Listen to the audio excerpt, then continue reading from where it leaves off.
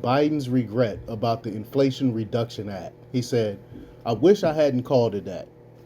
Well, I was talking about this when he first came out with the so-called Reduction Inflation Act. That the whole thing is a lie. It will not reduce inflation. It will actually add to inflation, and it has done exactly that. But he lied to push it. When he came out with it, I said this is about pushing the greenism stuff, the environmentalism stuff, to try to control you, and through pushing this green agenda is going to actually make inflation worse. And that's exactly what's happened. And now he's trying to backtrack on it and say, well, I wish I hadn't called it that, because he knew it was a lie from the very beginning. Manchin helped push this, and now Manchin is deciding to thinking about leaving the Democrat Party because his constituents are against him, because he helped push this so-called Inflation Reduction Act, and it's just ridiculous. And now they're all trying to backtrack on this. But before we get started, go ahead and hit that like button, share this out so we can get this information out there. Subscribe if you're not already a subscriber, and hit that alarm bell so you know when I'm putting out new stuff. Also, check out my link tree in the description. It has a link to my Patreon where I talk about things I can't talk about here. There's also a link to my Instagram and my merch store. Also, check out jjthepsychotherapist.com for news as well. All right, let's talk about this news. President Joe Biden has finally acknowledged what was already known about the Inflation Reduction Act. He admitted that the act, despite its name, isn't primarily focused on addressing inflation. During a campaign fundraiser in Park City, Utah, Biden expressed regret over naming it that way, clarifying that the act is more about offering alternatives for economic growth. He illustrated this by mentioning how negotiating medical prices could provide relief even during inflationary periods.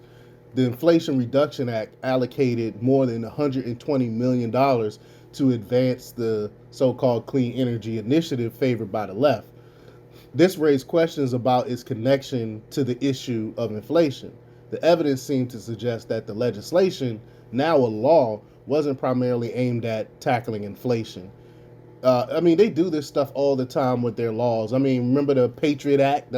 I called it the Unpatriotic Act, where they just get rid of all your freedoms and do whatever they want to you. This is one of those type of laws where it does the exact opposite of what they try to say it's going to do.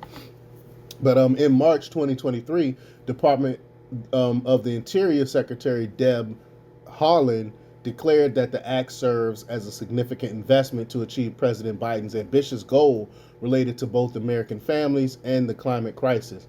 She emphasized the impact of climate change on severe weather events across the nation. The puzzling naming choice of the bill raises doubts about the White House's intentions. The strategy of naming a bill after inflation while allocating funds to various other causes seem contradictory. It's likely that Biden's advisors hope to divert attention from the incongruity. However, such a tactic assumes that the American people wouldn't notice this contradiction. Biden's recent honesty is noteworthy and quite a departure from his previous stance.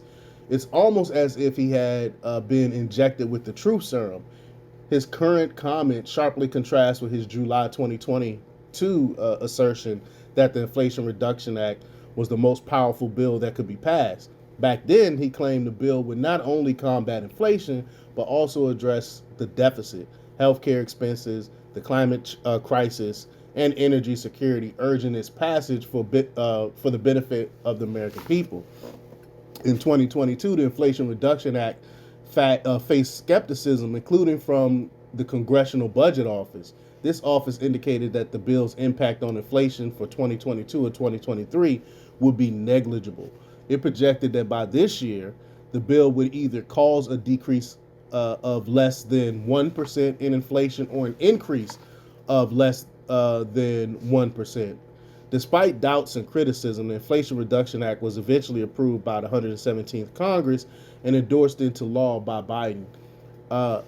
The House passed the bill with a vote of 220 to 207, and the Senate approved it with a narrow 51-50 vote. As per the U.S. inflation calculator, inflation slightly increased to just over 3% in July compared to June. So the whole thing was a lie. It was just another way for them to push their green agenda. But they knew if they would have called it any type of green thing, that the majority of Americans would have been against it and it wouldn't have passed. So that's why they called it the Inflation Reduction Act, I believe. But let me know what you think. Leave your comments down below. Like, share, and subscribe. And check out jjthepsychotherapist.com for the latest in news. Until next time, peace. Oh,